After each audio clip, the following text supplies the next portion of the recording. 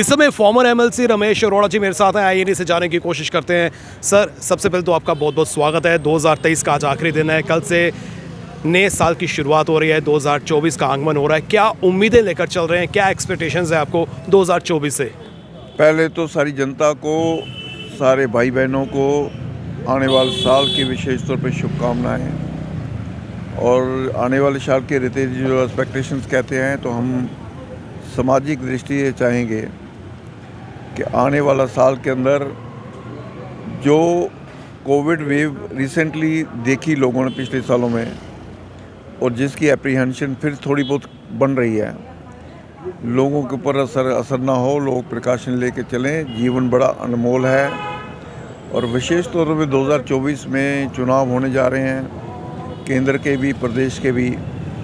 मुझे लगता है कि इस सारे के अंदर एक नई ऊर्जा, नई स्फूर्ति, नया उत्साह, नया जोश और डेमोक्रेसी के अंदर लोगों को देखने का मिलेगा। उनका विश्वास फिर से लौटेगा और जो पटरी पर, जो रास्ते पर, डेवलपमेंट के रास्ते पर देश, विशेष तौर पे ये प्रदेश चल पड़ा है, वो आगे बढ़ता जाए।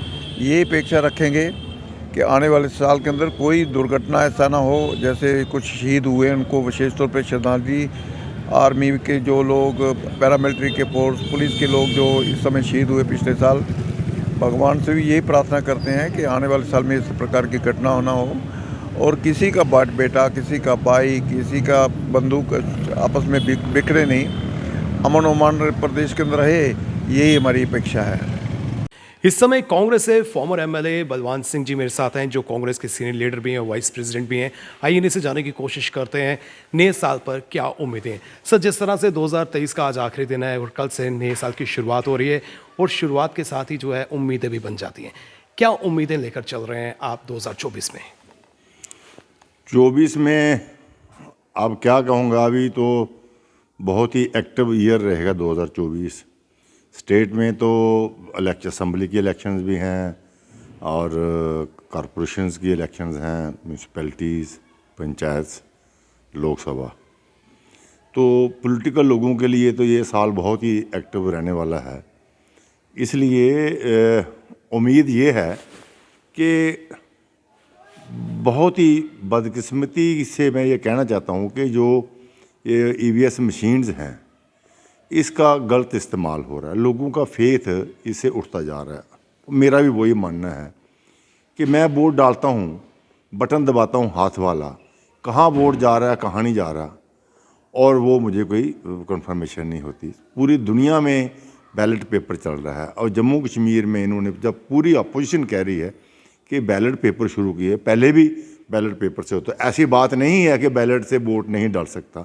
एक लोगों की सेटिस्फैक्शन। नंबर 2, जो न्यूट्रल है हमारा इलेक्शन कमीशन, उसमें ये होता था कि एक प्राइम मिनिस्टर के लीडर ऑफ द अपोजिशन और एक सुप्रीम कोर्ट का जज होगा। उसमें भी मुर्मू जी ने मोहर लगा दी है कि एक इनका लॉ मिनिस्टर होगा, एक प्राइम मिनिस्टर होगा और एक तीसरा अपोजिशन का, मेजॉरिटी इनकी बन जाएगी।